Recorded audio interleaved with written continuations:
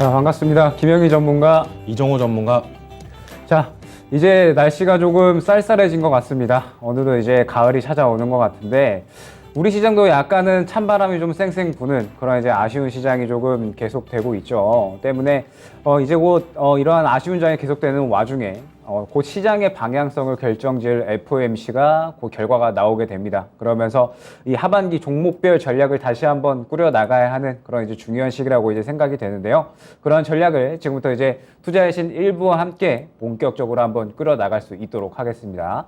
자, 이정호 전문가님, 오늘 장 한 줄 평 또 어떻게 한번 평가를 하시겠습니까? 저는 약간 폭풍전야다라고 말씀을 해드리고 싶어요. 어떻게 보면 이번 주에 큰 일정이 있는 FOMC 태풍이 오기 전에 약간 시장이 약간 너무 고요하다라고 느낄 수도 있겠지만 태풍이 오기 전에 좀 약간 무섭다라는 생각이 많이 들고 있습니다. 월요일부터 시작을 해가지고 월요일 날은 약간 급락이 나왔지만 미증시가 약간 어느 정도 반발 매수세로 인해서 상승 마감을 하면서 오늘 국내 증시도 약간 반등세를 보여주는 모습세가 나왔는데 하지만 이래도 무섭다라고 저는 약간 들어요. 뭔가 시장이 약간 어긋나고 있지 않나, 다들 FOMC 전까지 약간 관망 분위기가 나오고 있지 않나라고 생각이 들고 있는데 그런 분위기가 이제 FOMC 결과 이후로 어느 정도 시장의 변화가 생길 거라고 생각을 하고 있습니다. 상승으로 갈지 뭐 하락으로 갈지 FOMC 결과로 나오면서 그거에 맞춰서 대응을 해야 되겠지만 저는 그래도 어느 정도 긍정적으로 바라볼 수 있는 시장은 될 수 있을 거라고 생각을 해요. 그러니까 뭐 시장에서 뭐 지금 계속적으로 나오고 있는 울트라 스텝 100pp 보다는 75pp로 나올 거라고 예상을 하고 시장도 어느 정도 반등세는 나오겠지만 그만큼 폭등이나 이런 부분은 나오진 않을 거고 약간의 반등세는 나올 거다라고 기대를 하고 있습니다. 그러면서 이번 주를 어느 정도 FOMC 전까지는 약간 폭풍 연야 증시니까 약간 기다리면서 보내자라고 말씀을 해드리고 싶습니다. 네, 그럼 김영일 전문가님 오늘 장 어떻게 보셨나요? 네, 저는 오늘 장 한 줄 평을 확인된 저점 심리 반가운 기간의 매수세로 좀 정했거든요. 이제 왜 그러냐라고 하면 일단은 오늘 시장에서 반등이 이제 나와줬습니다. 역시나 이제 FOMC를 앞두고 상당히 조금 의외의 움직임이었다라고 보고 있는데 이러한 이제 반등의 주체는 거의 이제 기관이었거든요. 기관이 이제 어느 정도 좀 매수가 잘 들어와 주면서 반등이 나왔다라고 볼 수 있었고 역시나 지금 현재 이 코스피 기준 2350포인트 구간이 상당히 조금 어느 정도 바닥 심리가 잘 형성이 되어 있는 그런 이제 구간이다라고 보고 있습니다. 지금 현재 FOMC 결과가 상당히 좀 우려감들이 강하죠. 지금 현재 상태에서 FOMC를 통해서 자이언트 스텝이냐 이제 울트라 스텝이냐 이야기가 나오고 있고 그러면서 지금 계속해서 이 강한 긴축에 대한 우려감이 좀 커지고 있는데 그래도 그나마 오늘 시장에서 이 기관이 어느 정도 좀 매수를 해주면서 저점 심리를 확인해준 그런 이제 모습들을 보여줬기 때문에 그래도 이 큰 급락보다는 혹은 이제 뭐 엄청나게 빠르게 좀 빠지는 그런 시장보다는 그래도 어느 정도는 지켜주는 그런 모습들을 보여주지 않을까 싶어서 오늘 장 한 줄 평은 이렇게 정해봤습니다. 자, 그러면은 본격적으로 종목 진단하기에 앞서서 먼저 이제 참여 방법 설명드리도록 하겠습니다. 먼저 전화를 통해서 가능합니다. 0232-8200번으로 가능하시고요. 친절한 담당자가 기다리고 있으니까 종목명, 비주, 매수 단가 말씀해 주시면 참여 도와드리도록 할 겁니다. 자, 그 다음에 유튜브를 통해서도 가능합니다. 채팅창을 통해서 계속해서 접수받고 있으니까 많은 참여 부탁드리도록 하겠습니다.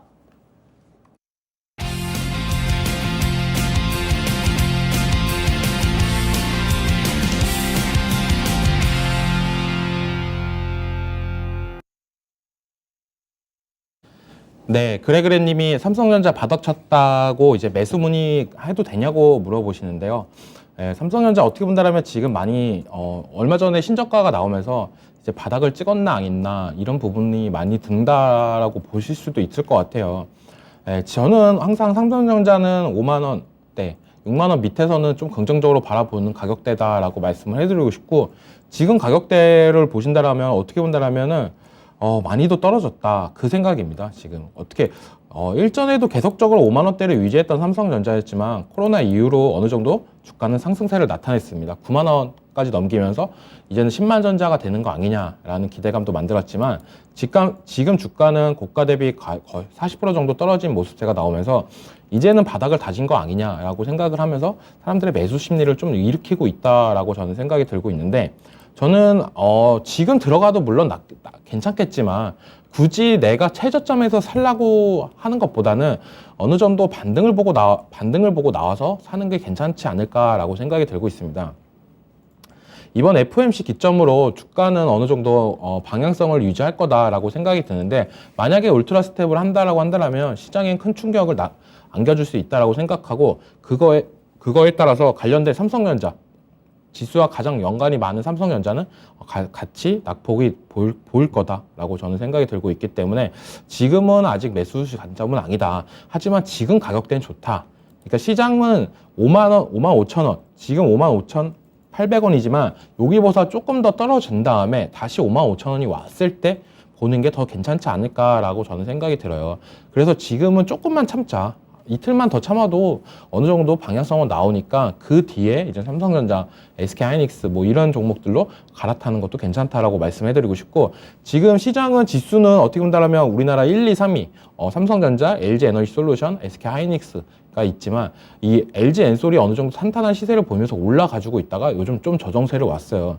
그러면서 이제 2차 전지가 조정이 오면은 반도체로 수급이 들어가지 않을까라는 기대감도 있겠지만, 지금 반도체 같은 경우에는 디램 가격이나 랜드 플래시 가격이 어느 정도 하락세가 계속 유지가 되고 있기 때문에 그런 부분에 있어서 조금 더 기다리는 부분이 더 낫지 않나라고 생각이 들고, 물론 환율이나 이런 부분을 봤을 때 삼성전자가 수혜를 보는 거 아니냐, 수출 비중이 높은 삼성전자가 수혜를 보는 거 아니냐 이렇게 생각할 수도 있겠지만, 가장 중요한 제품의 가격이 떨어지고 있다, 이게 가장 중요하다라고 말씀해드리고 싶고, 그래서 지금 가격대에서는 좀만 참자 라고 말씀을 해드리고 싶습니다. 어차피 이틀 뒤에 결정이 난다. 그거 보고 들어가셔도 되고, 굳이 내가 제일 저점에 사는 것보다 차라리 비싸게 사든 한이 있더라도 20일 이평선 안착하고 사시는 것도 괜찮다. 20일 이평선 안착하면 5만 7천원에서 5만 8천원 부분의 가격대를 형성하는데, 이 가격대도 그렇게 피차 지금 가격대랑 비교해 봤을 때는 더 안정성이 있는 가격대다라고 말씀을 해드리고 싶고, 좀만 기다렸다가 매수 관점으로 보시는 게 낫다라고 말씀해드리고 싶습니다. 네, 다음 종목 바로 보도록 하겠습니다. 이제 유튜브에서 두릅조아님께서 제주항공 2만 원에 이제 20% 문의를 주셨어요. 최근에 이제 이 항공주들에 대한 이 매수 문의를 아마 갖고 계신 분들이 굉장히 좀 많으실 것 같습니다. 역시나 뭐 최근에 이제 이슈가 또 하나 있었죠. 바이든 대통령이 미국 내에서는 코로나가 끝났다라고 이제 발언을 하면서 지금 리오프닝에 대한 이 관련주들이 상당히 또 좋은 탄력들을 보여주고 있습니다. 그러면서 뭐 국내에서도 PCR 검사가 이제 면제가 된다라든지, 뭐 계속해서 또 이 여행에 관련된 또 좋은 이슈들이 많이 나오고 있기 때문에 뭐 항공이나 여행주들이 굉장히 또 좋은 탄력들을 보여주고 있죠. 역시나 이러한 이 탄력들의 배경은 아무래도 이 실적에 대한 회복이 될 것 같아요. 지금 현재 뭐 여행이나 항공 쪽은 계속해서 작년부터 해서 뭐 리오프닝에 대한 이야기가 꾸준히 나왔었지만, 실제적으로 이제 실적이 회복되는 그런 흐름들은 아직 나오지는 않았거든요. 그런데 이제 본격적으로 해외 여행에 대한 수요가 증가하기 시작을 하면서 지금 전체적으로 뭐 항공, 그 다음에 여행주들은 이제 어느 정도 실적 회복에 대한 그런 이제 이야기들이 많이 나오고 있는 상태인 것 같습니다. 뭐 그러면서 지금 현재 제주항공 같은 경우에 이제 11월부터 1월까지 여행을 떠나는 이제 여행객들을 미리 좀 찜을 하는 형태로 해서 판매를 하고 있는데, 작년 대비 이제 9배 이상 이제 매출이 증가를 했다라고 해요. 때문에 뭐 이러한 부분들이 하반기에 충분히 또 실적에 대한 어떤 긍정적인 분위기로 또 이어지지 않을까 보고 있습니다. 그러면서 뭐 제주항공 같은 경우에 LCC 쪽에서는 가장 또 실적이 안정적인 기업이기 때문에 지금 현재 상태에서는 크게 걱정할 만한 구간은 전혀 아니다. 그리고 앞으로 조금 반등을 꾀할 만해도 좋지 않을까라고 이제 판단이 되고 있습니다. 자, 지금 현재 제주항공을 좀 보게 되면 어느 정도 바닥을 제대로 좀 확보를 해준 모습을 볼 수가 있죠. 좀 길게 차트를 내려봤을 때 지금 현재 약 한 15,000원에서 16,000원 구간이 크게 떨어지지도 않고, 그 다음에 계속해서 자리를 지켜줬던 굉장히 중요한 지지 라인인 모습을 확인을 할 수가 있습니다. 그러면서 최근에 이제 좋은 이슈들이 굉장히 조금 많이 나오고 있다 보니까 오늘을 기점으로 해서 상당히 또 강한 그러한 강한 이제 흐름을 보여줬는데, 이제 이런 흐름들은 저는 추가적으로 이어질 수 있다라고 보고 있습니다. 지금 현재 LCC 쪽에 굉장히 또 좋은 이야기들이 많이 나오고 있고, 그러면서 지금 시장이 아무래도 굉장히 조금 대금 자체가 좀 적게 돌고 있죠. 아무래도 계속해서 긴축에 대한 이야기들이 많이 나오고 있기 때문에 투심 자체가 많이 죽어 있어서 대금이 많이 돌지 않다 보니까 어떤 이야기들이 나오게 되면은 그 이야기들이 나오는 그 섹터 군에만 이제 돈이 몰리는 그런 모습들을 많이 확인을 할 수가 있어요.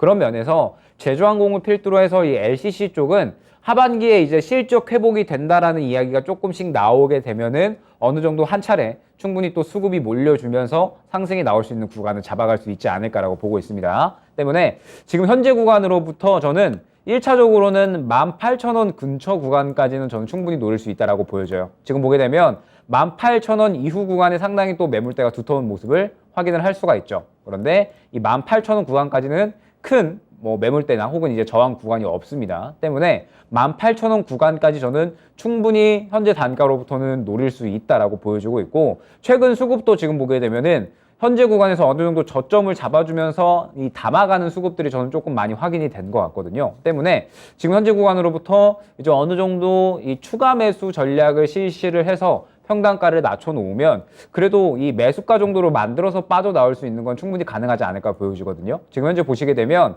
2만 원 구간, 매수가 구간에 보게 되면은 한 차례 또 이 소화를 해줘야 될 물량이 굉장히 많이 있어요.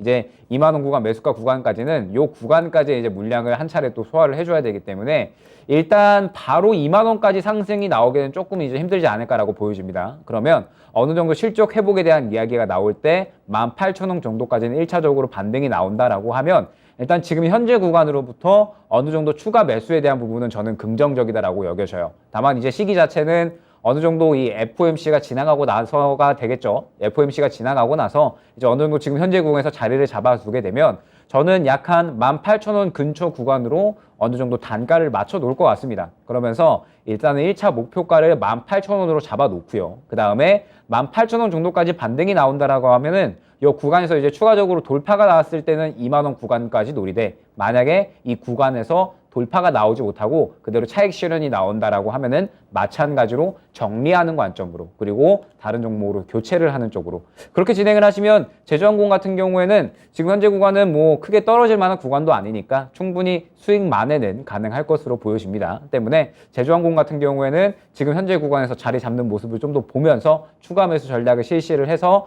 매수가 근처에서 빠져나오자, 18,000원 정도 근처 구간에서 빠져나오자, 이렇게 안내드릴 수 있도록 하겠습니다.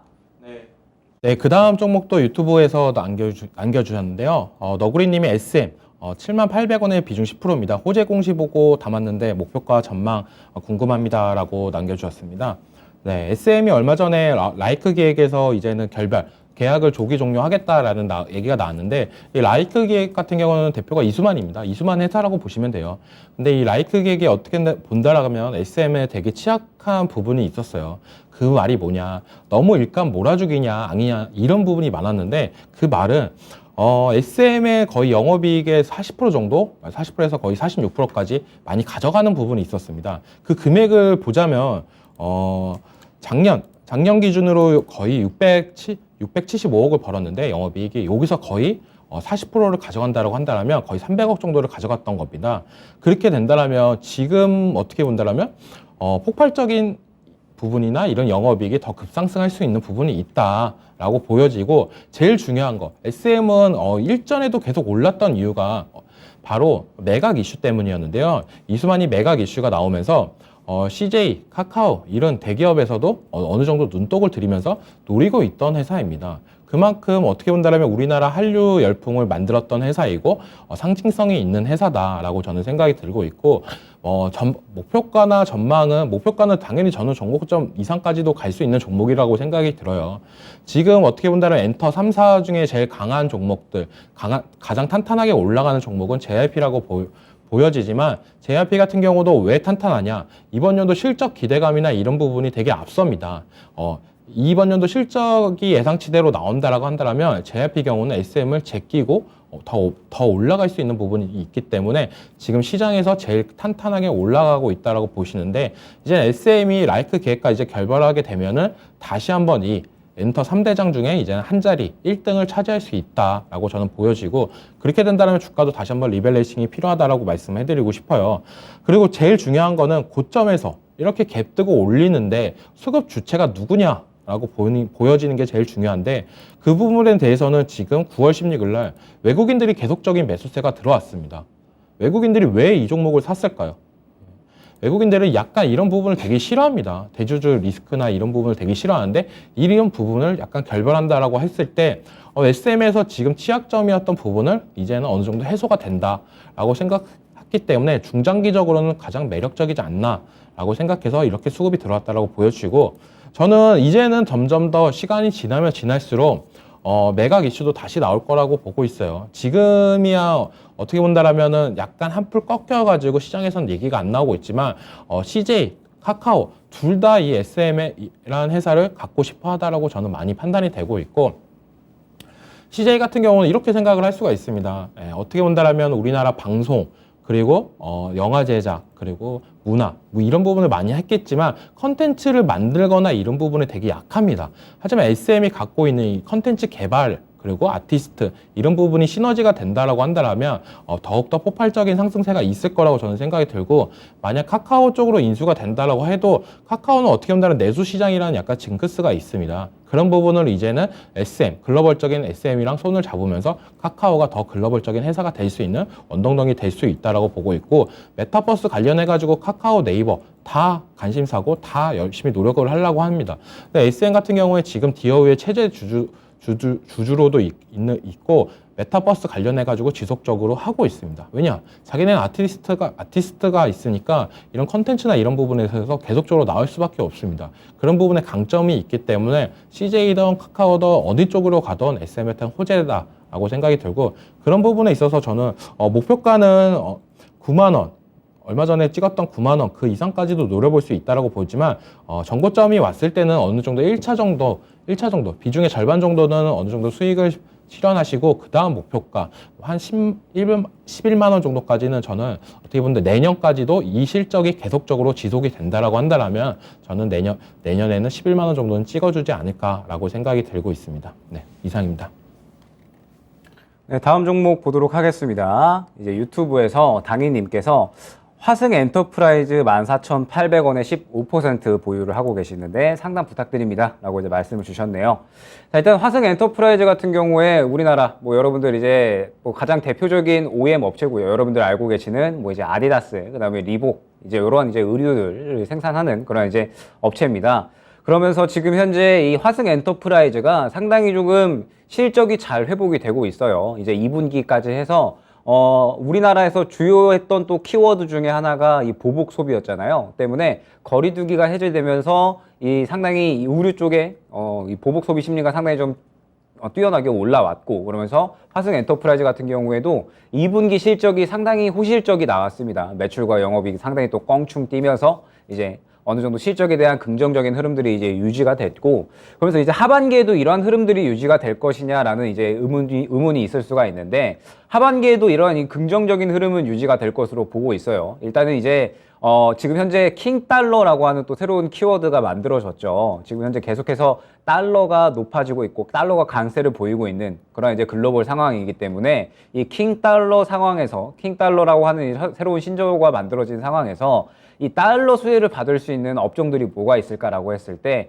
화승 엔터프라이즈를 포함한 이 의류 OEM 업체들이 상당히 또 이 달러 수혜를 받을 것으로 기대가 되고 있습니다. 하반기에 이제 수혜를 받는다라고 했을 때 환율이 약 한 1,320원 이상으로 유지가 된다라고 하면은 화승 엔터프라이즈가 하반기에 영업이익이 20% 이상은 증가할 것이다 라고 이제 이야기가 나오고 있거든요. 때문에 뭐 달러 수혜도 상당히 받을 것으로 뭐 기대가 되고 있고요. 그 다음에 계속해서 또 이 글로벌적인 경기 침체 우려에 따라서 소비 심리가 조금은 둔화되고 있는 가운데 뭐 화승 엔터프라이즈 같은 경우에는 뭐 그런 것과 무관하게 계속해서 어느 정도 실적을 회복을 하고 있는 그런 이제 구간이기 때문에 하반기에도 굉장히 좀 장사는 잘 될 것으로 또 판단을 하고 있습니다. 그러면서 이제 새롭게 사업 다각화를 위해서 이제 나이키 공장도 또 새롭게 인수를 했어요. 때문에 뭐 내년까지도 이 실적에 대한 성장성 어느 정도는 담보가 되는 그런 종목이 아닐까라고 보여집니다. 그러면서 지금 현재 시장에서 역시나 굉장히 좀 종목들을 잘 골라가는 것이 중요하다라고 했을 때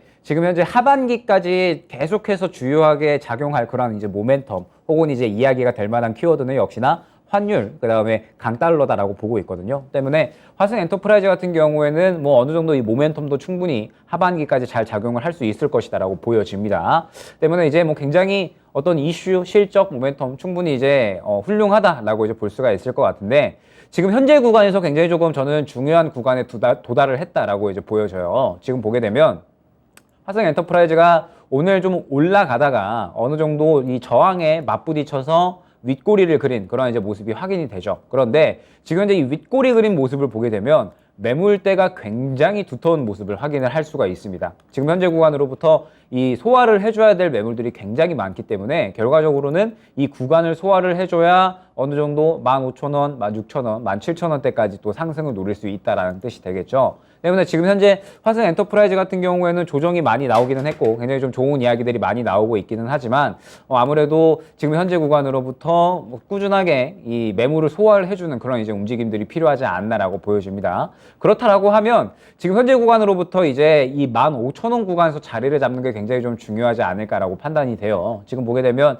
이 매물을 소화하기 위해선 결과적으로 이 현재 14,500원 정도 구간입니다. 이 구간을 좀 소화를 해주면서 이 윗구간에서 어느 정도 자리를 잡아줘야지 다시 한번 또 이 박스권 상단까지 도달을 할 수 있는 그런 이제 힘을 모아간다라고 볼 수가 있거든요. 때문에 일단 지금 현재 구간으로부터 14,500원 위로 다시 한번 자리를 잡는 구간이 중요할 것 같습니다.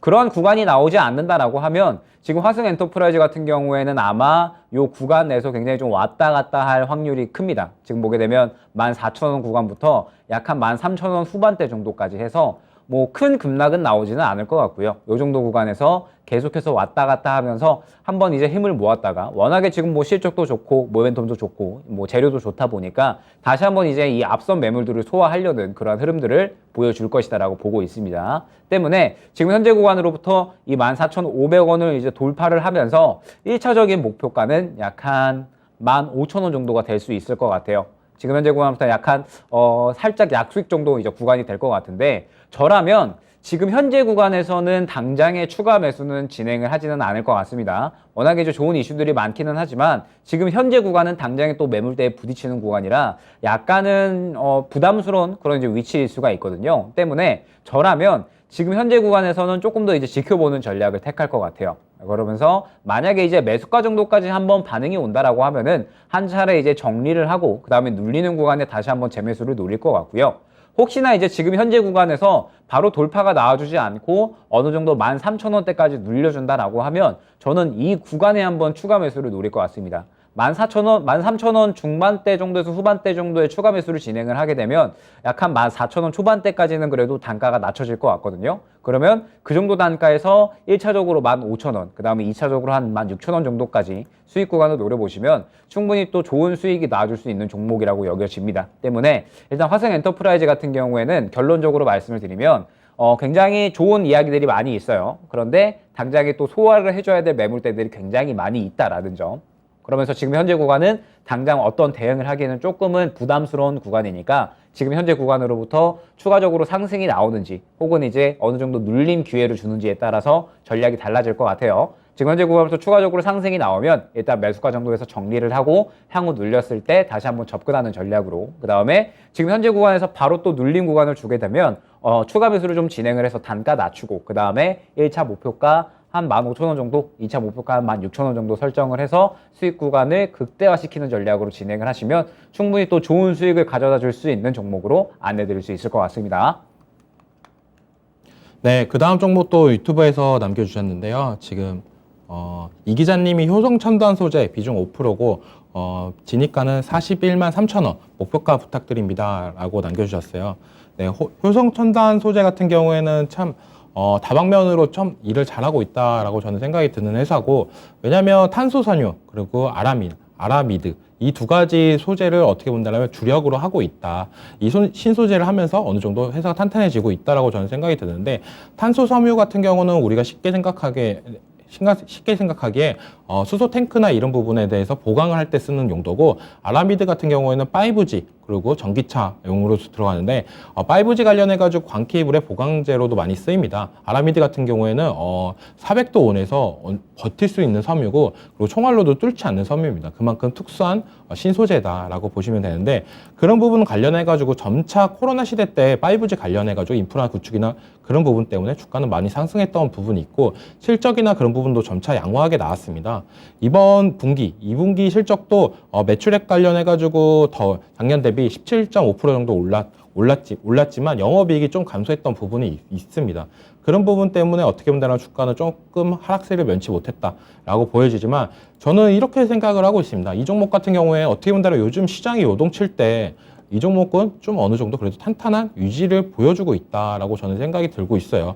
요즘 어떻게 본다면 막 5%, 막 10% 이렇게 빠지는 종목들도 많은데 대형주 중에서 이 종목은 그래도 어느 지수 따라서 조정세가 나타나고 있다라고 보여지고 있고 그 말은 지수가 어느 정도 긍정적으로 바뀌어진다라면 이 종목도 다시 한번 상승 탄력은 충분히 있다라고 생각이 들고 있습니다. 하지만 지금 어떻게 본다면 매물대를 만들고 있다가 지수가 떨어지면서 하락했다는 점 그리고 다시 올라갔지만 다시 지수는 어느 정도 조금 약세를 보이는 점이 좀 부정적으로 보일 수는 있겠지만 지수가 반등을 한다라면 이 종목도 따라갈 종목이라고 저는 생각이 들고 2분기 실적이 좀 안 좋게 나왔지만 그래도 이번 연도 전망치는 괜찮게 보고 있습니다. 시장에서는 그런 부분을 봤을 때 저는 좀 더 긍정적으로 바라볼 수 있지 않나 라고 생각이 들어요. 영업이익이나 이런 부분을 본다라고 한다면 작년보다는 많이 떨어졌던 모습세가 있지만 그 주가도 그만큼 많이 떨어졌다. 하지만 이 효성 첨단 소재가 하고 있는 탄소 섬유 그리고 아라미드 이쪽은 날이 갈수록 수요나 이런 부분 더욱더 증가될 거라고 보고 있기 때문에 미래적인 부분으로 봤을 때 성장성은 있다. 그래서 목표가는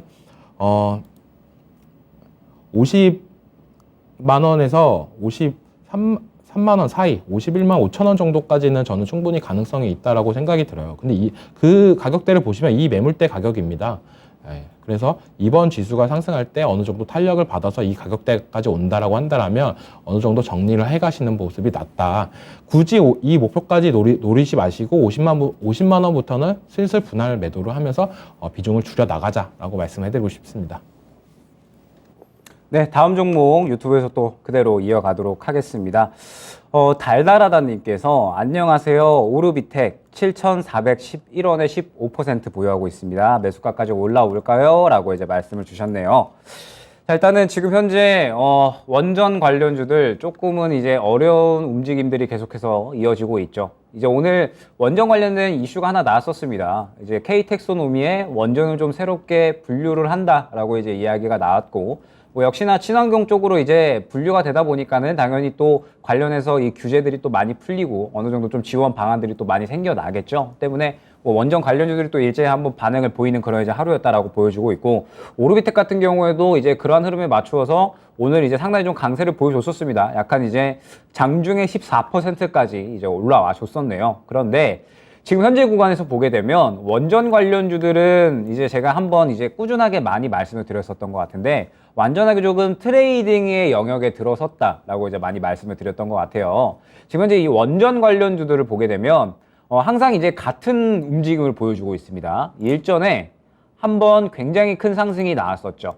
이 구간에 이제 이 현재 윤석열 대통령이 당선이 되기 이전에 정책적으로 이제 가장 크게 수혜를 받았던 섹터가 원전이었습니다. 때문에 이제 이 구간에 가장 크게 상승이 나왔었고, 지금 현재 상승이 나오고 나서 어느 정도 박스권을 그리면서 이제 이슈가 나올 때마다 원전 섹터들이 일제히 같이 움직이고 같이 떨어지는 이제 이러한 움직임을 계속해서 반복되고 있다라고 이제 말씀을 드렸었습니다. 때문에 지금 현재 구간은 어느 정도 많이 상승이 나온 구간에서 이슈가 있을 때마다 탄력이 나오고 또 빠르게 차익 실현이 나오는 그런 이제 완전히 트레이딩의 관점에 들어선 그런 이제 섹터다라고 말씀을 드렸기 때문에 굉장히 조금 발빠르게 대응이 필요한 그런 이제 종목군들이다라고 많이 말씀을 드렸었던 것 같아요.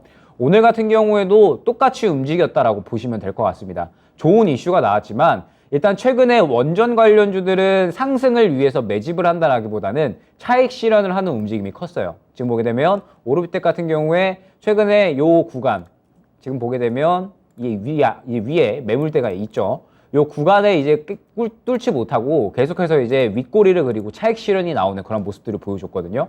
지금 현재 구간에서는 차익 실현을 이어오다가 한 차례 오늘 이제 이슈에 맞추어서 올리는 척 했지만 그대로 다시 물량을 뱉어내는 마찬가지로 또 차익 실현을 하는 움직임이었다라고 보시면 될 것 같습니다. 물량을 조금 더 매집을 하고 올리기 위해서 모아간다라기보다는 여전히 조금 물량을 털어내는 그런 이제 움직임이었다라고 보고 있어요. 때문에 지금 현재 구간에서 오르비텍의 중요한 부분은 무엇이냐라고 하면 일단은 지금 이 5,800원 구간을 지켜줘야 됩니다.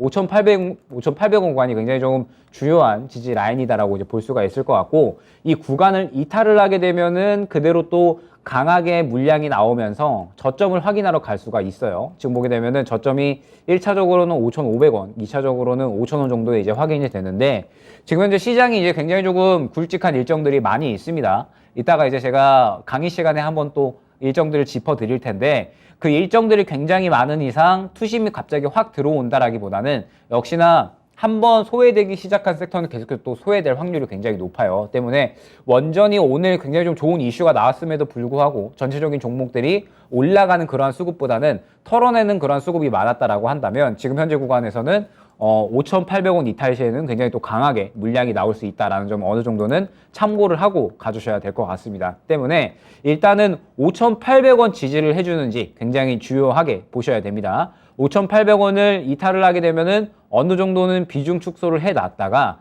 향후에 이제 원전 관련주들은 뭐 말씀드렸지만 동시에 분위기를 타는 경향이 있어요. 때문에 어느 정도 원전 관련 이야기들이 나오게 되면은 또 마찬가지로 동시에 흐름이 나올 수가 있습니다. 때문에 이 오르비텍 같은 경우에는 5,800원 이탈을 하게 되면 어느 정도 비중 축소를 해서 다른 종목으로 좀 운용을 하다가 향후에 원전 관련 이야기가 나올 때 다시 한번 이제 추가 매수를 노려보자. 이렇게 이제 안내를 드릴 수가 있을 것 같고 혹시나 이제 5,800원 구간을 지켜준다라고 하면은 반등을 노려야겠죠. 그런데 이제 반등을 노린다라고 했을 때 오르비텍 같은 경우에는 굉장히 또 매물대가 두터운 종목이에요. 지금 보게 되면 1차적으로 오늘 맞고 떨어진 약 한 6,600원 구간, 그 다음에 2차적으로 7,000원 구간, 3차적으로 7,500원, 그리고 8,000원까지 계속해서 넘어야 될 산들이 굉장히 많이 있는 그런 종목이다라고 봐야 될 것 같습니다. 때문에 일단 오르비텍 같은 경우엔 지금 현재 구간에서 5,800원 구간, 이 지지라인 깨지 않고 지켜주면서 한 차례 반등이 나온다라고 하면 마찬가지로 이 6,600원 구간 또 강하게 뚫어주는 게 필요해요. 이 구간을 뚫어줘야지 결과적으로 또 매물을 다시 한번 소화를 해주면서 2차적으로 뭐 7,000원, 7,500원까지 노릴 수가 있는 건데 뚫어주지 못한다라고 하면은 또 같은 흐름이 반복이 될 겁니다. 6,600원을 뚫지 못하고 다시 한번 차익 실현이 나오면서 또 저점까지 확인하러 가는 그런 이제 움직임이 나올 수가 있기 때문에 일단은 1차 목표 반등가는 6,600원 수준으로 안내를 드릴 수 있도록 하겠습니다. 6,600원 수준까지 도달을 하게 되면 일단 그때 시장의 상황을 조금 보면서 원전 관련주들이 추가적으로 탄력이 나올 수 있을 것 같다라고 하면은 이제 2차 목표가까지 노리면서 이제 비중 축소 쪽으로 이제 전략을 좀 꾸려 나가시면 좋을 것 같고요. 그 다음에 만약에 조금 탄력이 좀 부족할 것 같다라고 하면은 그냥 이제 1차 목표 반등가인 6,600원 수준에서 한 차례 조금 비중 줄여놨다가 향후에 다시 한번 또 저점에서 자리 잡을 때 추가 매수하는 전략으로 설정을 해주셔야 될 것 같습니다. 결론적으로 말씀을 드리면 지금 현재 원전 관련주들은 전체적인 흐름을 봤을 때 올리기 위한 수급보다는 털어내는 수급이 아직까지는 많은 상황이에요. 그러면서 오늘 굉장히 조금 K텍소노미에 포함이 됐다라고 하면 상당히 좋은 이슈다라고 볼 수가 있을 것 같은데 이러한 좋은 이슈가 나왔음에도 불구하고 결과적으로는 털어내는 수급이 많았다라는 것은 아직까지 원전이 집중될 만한 그런 시장 환경이 아니라는 겁니다. 때문에 오르비텍 같은 경우에는 일단 이 말씀드렸던 지지 라인, 그 다음에 목표 반등 라인을 좀 확실하게 설정을 하시고 비중 축소 쪽으로 일단은 지금 당장 잡고 가시면서 향후에 원전 관련주들 다시 한번 흐름 나올 때 다른 종목을 좀 운용을 하다가 수익 만회를 해놓고 향후에 다시 한번 저점을 잡았을 때 추가 매수 노리는 전략으로 그렇게 진행을 하자 안내드릴 수 있도록 하겠습니다. 네, 그 다음 종목도 유튜브에서 남겨주셨는데요. 넵튠 매수가가 27,000원, 비중 5%입니다. 네, 손실이 어마어마하다고 하시는데 어떻게 대응하면 좋을까요? 라고 남겨주셨어요. 제가 솔직히 말씀드려서 넵튠이란 회사를 그렇게 썩 좋아하진 않습니다. 넵튠이라고 게임 회사라고 한다면 본질적인 게임이 어느 정도 흥행이나 이런 부분이 있어야 되는데 이 넵튠 같은 회사는 약간 배틀그라운드 열풍으로 인해서 주가가 많이 올랐던 부분 그런 부분이 좀 강했지 그 이후로는 약간 이렇다 할 게임이나 이런 부분을 많이 내놓지는 못했다라고 생각이 들고 진입했던 가격대를 보자면은 이때 들어갔던 이유는 거의 뭐 어떻게 본다라면 얘가 카카오 게임즈 자회사입니다. 네, 기업 분석을 보시면은 대주주가 카카오로 돼 있는데 카카오 게임즈로 돼 있는데 카카오가 이제 보라코인이나 이런 부분 이런 코인이나 이런 부분 하면서 이 넵튠도 어느 정도 메타버스 관련해 가지고 투자를 지속적으로 하니까 호재로 보이지 않을까라고 그런 부분은 있었지만 메타버스 그리고 코인 관련해 가지고 시장이 많이 죽으면서 이 넵튠도 많이 하락했다라고 보시면 되는 거고 얼마 전에 이때 상한가가 갔어요. 7월 13일 날. 이때 상한가를 갔던 이유는 자회사가 이제 중국 판호를 획득하면서 올랐던 부분이 있는데 이제는 조금 옛날 같지가 않습니다. 옛날 같지가 않아요. 중국에 우리나라 게임이 판호가 발급을 받으면 옛날에는 엄청 많이 올랐어요, 주가가. 대표적으로 웹젠이라는 종목이 있는데 뮤 관련해가지고 중국에서 어마어마한 흥행을 하면서 중국에서 게임을 출시나 이런 부분을 할 때 호재로 작용한다라고 보시는데 이거 관련해가지고 이제 펄어비스가 중국에서 게임을 출시하면서 폭삭 망하면서 약간 그런 얘기가 돌려요. 옛날 같지가 않다, 한국 게임이. 중국 게임, 자기네 게임도 잘 만드는데 굳이 왜 우리가 한국 게임을 해야 되냐 약간 이런 부분도 되게 많고 많습니다. 그래서 중국의 게임력이나 이런 부분이 많이 올라왔다라고 보시면 되고 요즘에 화장품 관련해 가지고도 옛날에 중국 의존도가 많았잖아요. 그런 부분이 엄청 많았는데 이제 점차 많이 줄어들었다. 게임도 약간 그런 부분이 많이 줄어들고 있다라고 저는 생각이 들고 있고 문화 개방이나 이런 건 아직까지도 완벽하게 이루어지지 않았습니다. 그래도 판호를 발급받으면 호재로 작용해서 올랐던 부분이 있었는데 그분이 장기적으로 이제는 어느 정도 상승세나 이런 부분은 없었어요.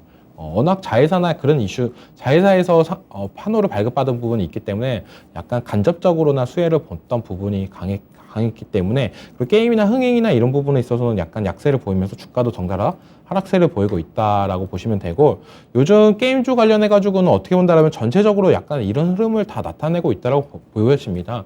뭐 대표적으로 크래프톤, 뭐 NC소프트 차트를 둘러봐도 그 종목은 이 종목보다 더하게 많이 떨어졌어요. 그런 부분도 있다라고 보시면 되고 저는 굳이 게임주를 지금 투자를 해야 된다라고 한다면 저는 약간 넥슨 게임즈를 어떻게 본다면 지금 게임주 중에서는 가장 낫지 않나. 네오이즈 같은 경우는 많이 올랐다라고 생각이 들고 있지만 이 넥슨 게임즈 같은 경우에는 아직까지도 상승 여력은 있다. 이번에 게임 나왔던 히트도 어떻게 본다면 꾸준한 매출이나 순위를 유지하고 있다는 점이 좀 긍정적으로 받아들이고 있고 그런 부분이 어느 정도 점차 쌓였을 때 옛날에 카카오 게임즈가 오딘이 구글 스토어 1등 했던 부분처럼 넥슨도 그런 부분을 만들어주지 않을까라는 생각이 들고 있고 또 넥슨 게임즈 관련해가지고는 사우디 국부펀드에서 지속적인 투자를 했던 부분이 저는 좀 크다라고 봐요. 그런 부분은 이제 왕세자가 왔을 때 넥슨이나 NC소프트 관련해가지고 멘트를 할 수가 있다라고 생각이 들고 있기 때문에 게임주를 차라리 투자하실 거면 넥슨 게임즈로 돌리는 게 낫다라고 말씀해드리고 싶고 넵튠 같은 거는 절대 저는 그 회사의 본질 같은 걸 보시고 투자하는 게 제일 좋다라고 말씀해드리고 싶습니다.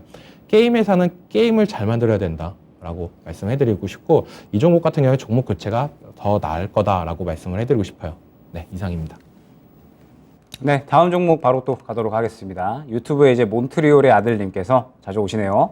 하나금융지주 38,500원에 5% 보유하고 계세요. 그러면서 떨어질 때마다 5%씩 분할 매수 생각을 하고 계시는데 어떤지, 그 다음에 비중을 30%까지 늘려서 다시 상승장에 이익을 내보려고 한다라고 이제 말씀을 주셨어요. 때문에 이제 뭐 아무래도 지금 현재 상태에서 대표적으로 금융주들이 금리 인상 시기에 또 가장 수혜주로 또 꼽히고는 하잖아요. 때문에 이제 이러한 부분에서 아이디어를 얻으신 것 같습니다. 뭐 그러면서 지금 현재 이제 금융주들의 전체적인 흐름들을 봤을 때 저는 어느 정도 두 가지를 좀 생각을 해주셔야 된다라고 좀 말씀을 드리고 싶어요. 지금 현재 금융주들이 수혜를 받을 것으로 예상이 되는 부분은 무엇이냐라고 했을 때 역시나 금리 인상에 대한 부분이죠. 금리가 계속해서 올라가게 되면 당연히 또 이 금융주들은 이 이자 이익이 상당히 커질 수가 있겠죠. 지금 현재 우리나라는 금리 인상을 올해 이제 2번 할 수 있는 시기를 이제 남겨놓고 있습니다. 금통위에서 이제 금통위가 2번 남았기 때문에 금리 인상을 이제 2번 할 수 있고, 지금 현재 미국이 이번 달 그다음에 11월 계속해서 또 자이언트 스텝을 이어나갈 것이다라고 이야기가 되고 있기 때문에 우리나라도 결과적으로 이 미국과의 금리 역전이 되면 안 되는 상황에 있죠. 때문에 뭐 지금 현재 상태에서 필연적으로 이 우리나라도 금리 인상을 추가적으로 단행할 수밖에 없지 않을까라고 보여지고 있습니다. 그렇게 된다라고 했을 때는 당연히 또 이 우리나라 금융주들이 이익적인 부분, 이자 이익적인 부분에서 추가적인 또 수익을 낼 수가 있겠죠. 다만 이제 이것과 반대로 환율이 계속해서 올라가게 되면 금융주들은 또 외화 손실의 가능성도 있습니다. 때문에 이제 이 외화 손실로 인한 재무 건전성, 그 다음에 이 금리 인상을 통해서 얻을 수 있는 이자 이익 어느 게 좀 더 이제 클 수 있을까, 이런 부분을 좀 잘 지켜봐야 되는데, 지금 이제 하나금융지주 같은 경우에는 금융주 중에서는 전체적으로 낙폭이 상당히 컸었습니다. 금융주 중에서도 낙폭이 가장 컸었던 그런 종목이었는데, 역시나 2분기에 일시적인 이제 비용들, 그 다음에 뭐 환율이 계속해서 올라감에 따라서 외화 손실에 대한 부분들, 이러한 부분들이 이제 실적에 좀 타격이 있었다라고 하면 3분기에는 그래도 어느 정도 실적이 회복이 될 것으로 보고 있어요. 금리 인상이 지속됨에 따라서 지금 이자 이익이 그래도 이 외화 손실 분보다는 더욱 커질 것이다라고 이야기가 나오고 있기 때문에 3분기 실적이 그래도 어느 정도는 안정적으로 나와줄 것이다라고 이제 예상이 되고 있는 상태입니다. 그러면서 지금 현재 시장이 강달러, 킹달러의 어떤 분위기가 이어지고 있기 때문에 이러한 킹달러의 분위기, 금리 인상의 분위기가 이어지는 이상 뭐 아무래도 금융주들은 한 차례 뭐 탄력을 받을 수 있지 않을까라고 보여집니다. 그러면서 뭐 말씀을 주셨던 게 시장이 다시 한번 상승장에 조금 이 하나금융지주도 같이 올라주지 않을까라고 말씀을 주셨는데, 하나금융지주 같은 경우에는 상승장의 포인트를 맞추기보다는 지금 현재 이 금리 인상 긴축에 얼마나 수혜를 받을 수 있을까, 이 부분을 중점적으로 한번 지켜보시면 좋을 것 같아요. 그러면서 이제 뭐 전체적인 금융주들은 아무래도 한 번의 분위기를 타겠죠. 아마 이제 FOMC가 지나가고 나서 분위기를 저는 탈 수 있다라고 보고 있고, 이번에 이제 FOMC에서 기준금리를 당연히 이제 자이언트 스텝 이상으로 하게 된다라고 하면은 뭐 이러한 분위기들이 또 충분히 이 금융주 쪽으로 옮겨갈 수 있다라고 보고 있습니다.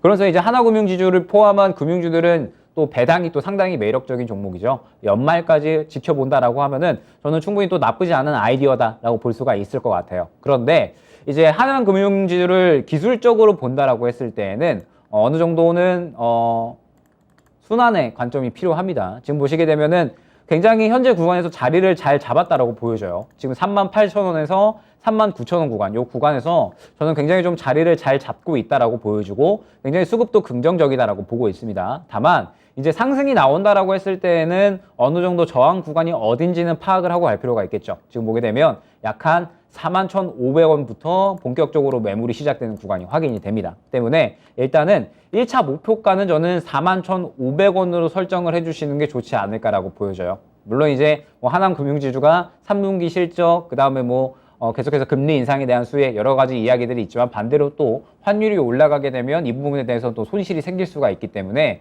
하나금융지주를 그냥 무작정 들고 간다라기보다는 어느 정도 시장에 맞추어서 순환을 해나가는 전략이 중요하다라고 보고 있습니다. 때문에 지금 현재 구간에서 자리를 잘 잡아주는지 보시고 꾸준히 좀 모아 가시다가, 저는 목표가 한 41,500원 정도로 잡고 가시면 그래도 무난하게 안정적인 수익은 충분히 챙겨가실 수 있다라고 보여지고 있거든요. 때문에 아이디어 굿이다, 그 다음에 수익도 충분히 챙겨갈 수 있는 종목이다, 이렇게 안내드릴 수 있을 것 같습니다.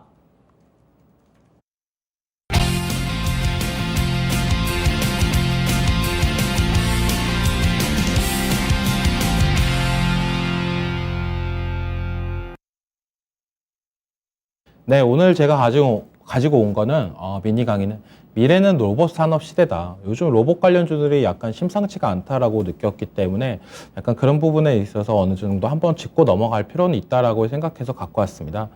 요즘 로봇 관련해가지고 이슈가 가장 많이 부는 거는 어떻게 본다라면 로봇 ETF 출시 예정, 이게 가장 크다라고 보고 있는데, 삼성자산운용 어떻게 본다면 ETF 관련해가지고 제일 큰 운용사에서 출시를 한다, 그런 부분이 가장 매력적으로 다가왔다라고 생각이 들고 있고, 그거에 관련해가지고 로보티즈가 요즘 상승세가 좀 심상치 않다라고 말씀해드리고 싶어요. 그리고 테슬라가 휴머노이드 로봇을 공개한다라고 했는데 AI 데이 때 이거 관련해가지고 어떤 거가 나올까, 약간 일전에 사이버 트럭이 나왔을 때 약간 혁신적이었는데 이번에도 약간 혁신적인 게 나오지 않을까라는 기대감이 좀 있다라고 볼 수가 있고 삼성전자의 웨어러블 로봇을 출시한다고 했는데 이거는 계속적으로 나오기만 나왔지 아직까지 정확한 일정을 확정된 게 없습니다. 계속 미뤄지고 있는 부분이 있지만 언젠가는 나올 거다 이런 부분이 있다라고 생각이 들고 그리고 계속적으로 전 세계가 지금 인구 감소비, 인건비가 상승하는 부분이 있습니다. 이런 부분이 있을 때 어떻게 보면 나는 로봇 산업이 수혜를 볼 수가 있다라고 생각이 들고 있기 때문에 로봇은 미래는 이제 로봇 산업 시대다라고 생각이 들고 있습니다. 그럼 제가 오늘 갖고 온 로봇 관련 종목들을 오늘 하나씩 짚어보면서 말씀해 드리겠습니다. 대표적으로 SPG가 있습니다. SPG는 국내 감속기 1위 업체고요. 로봇용 감속기를 양산에 성공했습니다. 2019년에. 그러면서 이제 점차 기대감을 만들어 가고 있다라고 생각이 들고 이 감속기라는 게 뭐냐라고 봤을 때 로봇의 원가율 중에 30-40%를 차지하는 비율입니다. 그만큼 로봇에서 핵심 부품이다라고 보시면 되고 그만큼 SPG가 요즘 상승세를 보이는 이유는 약간 어디서 로봇을 만들던 이 SPG 부품은 들어갈 수밖에 없기 때문에 꼭 안 들어갈 수도 있겠지만 필요한 부품이기 때문에 이 SPG가 탄력을 받고 요즘 신고가를 쓰면서 올라가는 모습세가 나오고 있다라고 말씀해 드릴 수 있고 그 다음 종목으로는 로보티즈입니다. 네, 로봇 ETF 출시 관련해 가지고 가장 수혜주라고 볼 수가 있고 대주주는 LG전자입니다. LG 뒷발에 있으면서 어느 정도 개발이나 이런 부분을 차츰차츰 진행을 하고 있다. 서비스 로봇 및 로봇 부품 연구 개발을 하고 있고 대표적으로 일개미, 직개미 이렇게 하면서 뭐 우리가 흔히 알고 있는 자율주행 배달 로봇 그리고 서빙을 하는 로봇 이런 부분을 만들고 있다라고 보시면 됩니다. 그런 부분에서 이제 점차 확장성이나 이런 부분이 올라간다라고 한다면 이 로보티즈도 지속적인 수혜를 볼 수 있을 거라고 생각을 하고 그 다음 종목은 레인보우 로보틱스입니다. 레인보우 로보틱스고 네, 올해 상반기 매출이 전년 동기 2배 이상 나오면서 이제 흑자 전환에 성공을 했습니다. 네, 그러면서 주가도 더 탄력성 있게 올라간다라고 저는 생각이 들고 있고 현대로템과 얼마 전에 큰 이슈가 나왔었죠. 다족 보행 로봇 개발 사업을 협력을 한다는 이슈가 나왔었는데 이런 부분에 있어서 이제는 로봇이 산업 그리고 생활 떠나서 이제 방산까지도 엮일 수 있겠구나라는 생각이 들 수가 있습니다. 그런 부분으로 이제 로봇은 차츰 범위를 넓혀 갈 거다라고 설명이 들고 있고 기술력으로 봤을 때는 한국 최초 보행 로봇을 개발했던 이력이 있습니다. 휴보라는 로봇인데 그 로봇을 개발했던 이력이 있기 때문에 기술적인 부분이나 이런 부분은 탄탄한 회사다. 어떻게 본다면 로보티지는 약간 적자 회사인데 이 레인보우 로보틱스는 자체적으로 매출액이나 이런 부분을 올리면서 흑자 전환에 성공했기 때문에 요즘 더 주가 상승력이 더 탄탄하다라고 말씀을 해드리고 싶고 그 다음으로 말씀해드릴 종목은 유일 로보틱스라는 종목입니다. 네. 생산 자동화 관련 토탈 솔루션을 제공하는 회사고요. 1600개 고객사를 갖고 있습니다. 이 말이 뭐냐? 많은 경험치와 데이터가 있다.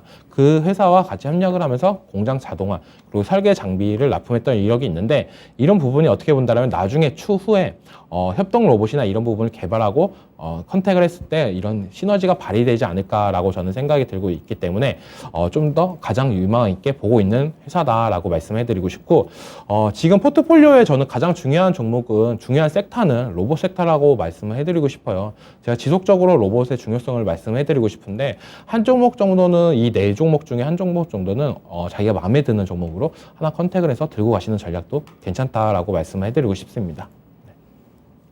네, 오늘 제가 준비한 강의 내용은 아무래도 뭐 FOMC가 얼마 남지 않았으니까 이 부분에 대해서 준비를 해봤습니다. 금리 인상 최대 4.5%라는 이야기로 좀 준비를 해봤어요. 자, 지금 이제 FOMC가 얼마 남지 않은 가운데 이번 FOMC에서 자이언트 스텝이냐 울트라 스텝이냐에 대한 이제 이야기가 나오고 있죠. 그러면서 지금 원래 이 미국의 기준 금리표가 기존에 예상이 됐던 수치는 3.25% 정도였습니다. 그런데 지금 이번에 CPI 지수가 발표되고 나서 이제 파월 쇼크가 새롭게 이제 등장을 했고, 그러면서 지금 현재 이 정체적인 금리 인상의 방향치가 4.5% 정도까지도 이야기가 나오고 있는 대폭 상향이 된 그런 이제 상황이다라고 이제 볼 수가 있을 것 같아요. 그러면은 지금 이제 앞으로 남은 이 FOMC 그리고 소비자 물가지수 발표 등등 해서 여러 가지 일정들에서 계속해서 또 시장을 괴롭힐 만한 이슈들이 또 남아 있을 수가 있겠죠. 때문에 일단은 이슈들을 한번 보면서 이제 이야기를 한번 해보도록 하겠습니다. 지금 보게 되면은 이 앞으로의 이 굵직한 일정들, 그 다음에 금리 인상과 그 다음에 원달러 환율을 이제 좌우할 주요 이벤트다라고 이제 볼 수가 있을 것 같아요. 지금 보게 되면은 9월 FOMC, 그 다음에 약 한 다다음 주 정도입니다. FOMC 지나가고 나서 그 다음에 소비자 물가지수가 또 바로 발표가 돼요. 그러면서 소비자 물가지수가 이번에 좀 상당히 높게 나왔죠. 물론 이 저저번 달보다는 낮게 나오기는 했지만 그래도 이 유가나 혹은 천연가스가 조정을 보였음에도 불구하고 상당히 이제 그 외에 다른 지표들이 높게 나왔다라는 부분들이 좋지 않게 작용을 하면서 이번에 CPI 지수는 또 어떻게 나올 것인가, 그러면서 이제 이 FOMC의 방향성이 또 11월에는 어떻게 진행이 될 것인가 방향성이 잡힐 수 있다라고 보고 있거든요. 때문에 뭐 이러한 CPI 지수 발표, 그 다음에 뭐 10월 고용지표 발표, 뭐 고용지표 같은 경우에는 이제 좋게 나오면, 최근에는 이 고용지표가 좋게 나왔을 때 연준이 또 긴축을 강하게 작용을 할 만한 그런 명분이 되고 있죠. 때문에 이제 지금 시장에 앞서서 좀 이 시장에 좀 좋지 않게 작용할 만한 그런 이제 이슈들이 굉장히 좀 많이 있다라고 보고 있습니다. 뭐 그러면서 이제 쭉쭉쭉 이어지는 게 뭐 수출 지표 발표, 그 다음에 뭐 금통위도 있고요, 우리나라. 그 다음에 11월 FOMC, 그다음에 미국 중간 선거도 있습니다. 뭐 중간 선거는 당연히 중요할 수밖에 없겠죠. 지금 현재 상태에선 물가 안정이 가장 최우선이고 아직까지 물가가 완전히 잡혀 있지 않다 보니까 뭐 이러한 부분들, 그 다음에 뭐 12월 FOMC까지 해서 굉장히 굵직한 일정들이 많이 있습니다. 그러면서 당연히 이제 이러한 굵직한 일정들 속에서 우리가 주요하게 봐야 될 거는 과연 달러가 얼마나 조정이 나올 것인지, 그 다음에 환율은 얼마나 또 자리를 좀 밑으로 자리를 잡을 것인지, 이 부분이 좀 중요하다라고 보고 있거든요. 그러면서 이제 최근에 아마 이 킹 달러, 아까도 말씀을 드렸었지만 신조어가 좀 등장을 했습니다. 보시게 되면 이 달러 인덱스, 이 달러 인덱스라고 하는 것은 이제 이 세계 주요 6개 통화죠. 뭐 유로, 엔, 파운드, 뭐 캐나다 달러, 스웨덴, 크로나, 스위스 프랑 등 해서 이 6개의 이 주요 통화를 이제 어느 정도 산출을 해서 달러와 비교를 했을 때 달러의 현재 이 가치가 어느 정도인가를 나타내는 지표인데, 지금 보게 되면은 천장을 뚫으러 가고 있죠. 지금 이제 올해 시작하고 나서부터 말도 안 되게 계속해서 상승만 하는 모습을 확인을 할 수가 있습니다. 쭉쭉쭉 이제 올라가면서 지금 현재 1390까지 이제 올라간 그러한 상태죠. 때문에 뭐 이러한 부분들이 계속적으로 좀 이어지게 된다라고 하면은 당연히 시장에 좋지 않은 그런 이제 투자 심리로 작용을 할 수밖에 없을 겁니다. 그러면서 지금 현재 환율이 상당히 높은 수준이고 금융 위기급이다라고 이제 이야기가 나오고 있는데, 뭐 금융 위기다라고 이제 이야기를 하는 부분은 역시나 또 이유가 있죠. 지금 이제 요 표를 보게 되면 원달러 환율이 1,400원을 상회했던 시기가 딱 이제 2번 있었죠. 이제 일전에 1998년 요때 이제 뭐 다들 알고 계시겠지만 IMF 요 시절에 이제 뭐 환율이 1,995원까지 올라갔었고요. 그 다음에 뭐 2008년에 리먼 브라더스 사태 때 1,597원까지 크게 올라갔었습니다. 그런데 이제 지금 이제 환율이 1,400원을 불과 저번 주에 뚫으려고 했었죠. 그리고 금융당국에서 개입을 해서 달러를 이제 조금 판매를 하면서 어느 정도 좀 조정을 보이는 그런 이제 움직임이 나왔고, 그 다음에 또 통화 스와퍼에 대한 이야기도 나오고 있는데 요건 이제 아직까지는 구체적인 이야기는 없습니다. 다만 이제 이 1,400원이라는 이 심리적 지표 자체가 지금 현재 정부에서도 개입을 할 만큼 상당히 좀 중요한 저항선이다라고 볼 수가 있을 것 같고, 이 1,400원을 뚫어준다라고 하면은 상당히 또 이 환율이 높게 올라가면서 투심이 또 저해가 될 수 있는 그런 이제 요소가 될 수 있다라고 보고 있어요. 지금 현재 남아있는 이슈가 또 굉장히 많고, 그 다음에 이 금리에 대한 이야기가 계속적으로 또 높게 나오고 있기 때문에 이러한 부분들이 과연 1,400원을 지켜줄 수 있을 것인가 우려감이 지금 현재 많은 상태이기는 하지만 그래도 오늘까지 해서 어느 정도 좀 조정은 보여주기는 했습니다. 자, 그러면서 이제 이 킹달러 수혜를 받을 수 있는 종목들이 굉장히 또 이야기들이 많이 나오고 있어요. 이제 아까도 말씀을 주셨듯이 뭐 화성 엔터프라이즈 같은 뭐 의류 OEM 관련주들, 그 다음에 뭐 금융주도도 될 수가 있겠고요. 그 다음에 뭐 방산, 그다음에 현대차 뭐 이러한 종목들 굉장히 이제 수출 비중이 높은 종목들이 또 수혜를 받을 수 있는 그런 이제 시장 환경이 만들어졌죠. 때문에 뭐 이제 이러한 종목들을 잘 지켜보시면서 선별적으로 접근을 해보시면 그래도 어느 정도 수익적인 부분은 잘 챙겨가실 수 있지 않을까. 좀 더 상세한 내용은 시간이 조금 부족하니까 2부에 이어가도록 하겠습니다.